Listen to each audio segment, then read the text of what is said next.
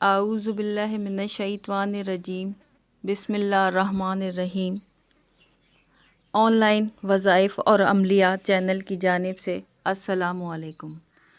آج کا ہمارا ٹاپک ہے اچھی ملازمت کا حصول۔ اگر کوئی شخص بہت اچھی ملازمت کا طلبگار ہے یا کوئی بہت اچھی ملازمت کرتا ہے اور اس میں ترقی کرنا چاہتا ہے تو اسے چاہیے کہ وہ کثرت سے اللہ تعالیٰ کے ان دو بابرکت ناموں کا ورد کرے۔ یا مالک الملک، اس کے معنی ہیں تمام جہانوں کے مالک۔